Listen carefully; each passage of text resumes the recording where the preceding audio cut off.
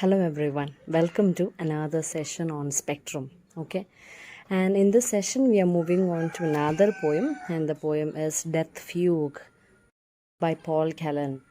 And one thing that we have to keep in our mind is that this is part of Holocaust poetry. Paul Celan is a German Jew, and you can say that to a great extent he is talking about his own experiences as a Jew and the struggles of that, the struggles of Jews in the concentration camp. The poem is presented as the struggles of a Jew who is, or you can say a person, a Jewish person who is confined in concentration camp. As it is given in your textbook on page number 60, the second last paragraph, literature and culture after the war in the 20th century had the experience and trauma of life in the Nazi concentration camp as a major theme. So this is in fact part of that, the life in the Nazi concentration camp, or that is in fact being reflected over here in this particular poem. So Death Fugue, which was originally written in Romanian, that's a language, in the year 1944. No need to remember the year, as I've told you. I used to tell you that, always do that. No need to remember that. And it was translated into German in the year 1948. It's a perfect example. It's one of the best examples for Holocaust poetry. So remember, Holocaust is important. That reference to that is very important. So do remember that. Do not forget to study the spelling of Holocaust.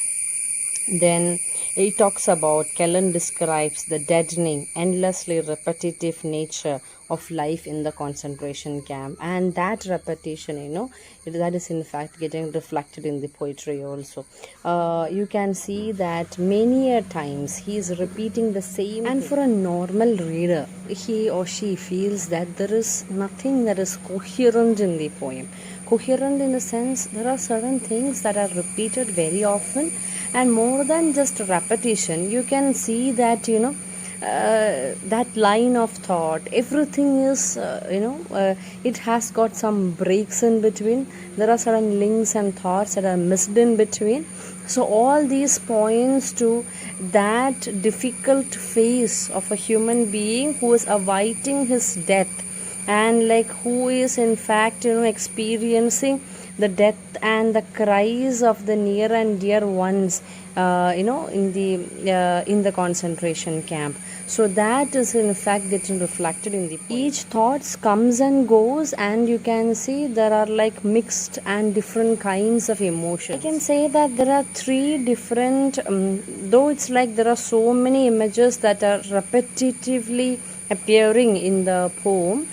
You can see there are three important concepts, or three different ideas, not exactly important, three different ideas that are in fact discussed in the poem. The first one is that love and concern for a family member who is either killed or held captive in another concentration camp.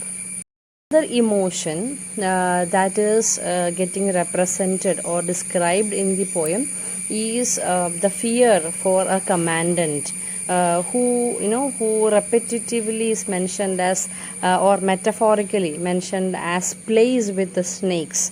So there is a fear for that particular person that is also there. And the last one, and you can say but the foremost emotion that is represented through the poem is that of pain. He is in fact talking about a pain not just pierces the heart, rather you can say it can even pierce the souls apart. Throughout the poem, one thing that we can actually sense, or one thing that we can see, that there is no day, day, day in their life. It's all like unending night. They are talking about unending darkness of night. That is what they say. Beautiful usages is there, usages there, like nightfall, like that. It is there.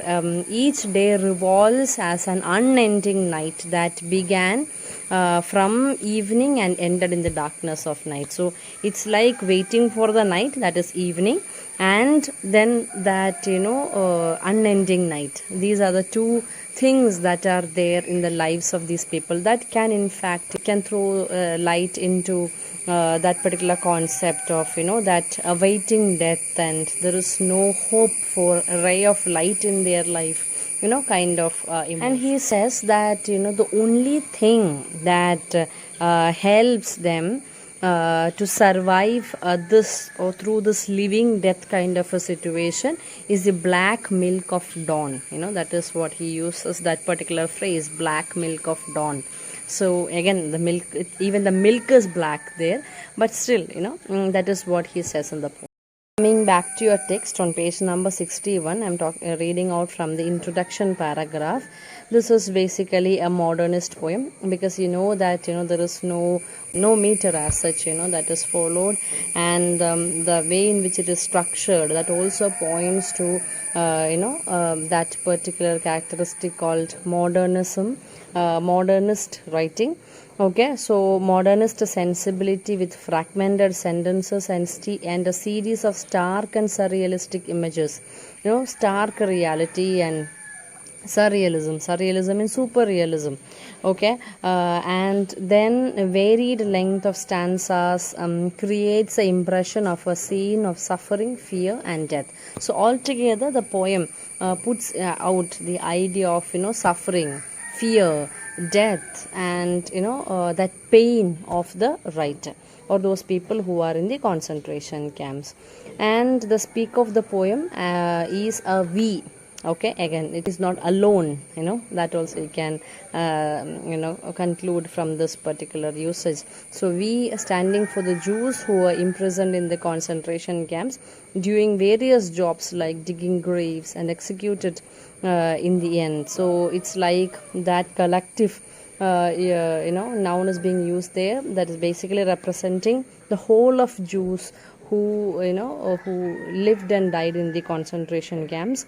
The lack of punctuation between thoughts, according to critics, suggests the deterioration of the speaker's consciousness. Okay, that is also there. He is moving out of his senses. That is also there. That can also be represented in that.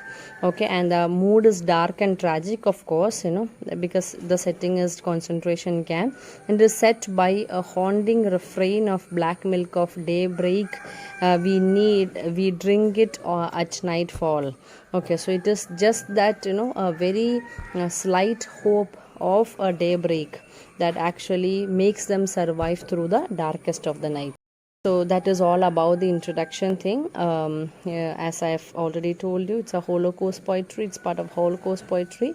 And Paul Celan, he is basically a Jew, and he wrote it in Romanian language and later got translated into German language, the work. And that is all. This is basically about the life and experiences in a concentration camp. Okay, so we will go for a detailed discussion of the poem in the next video. Till then, take care.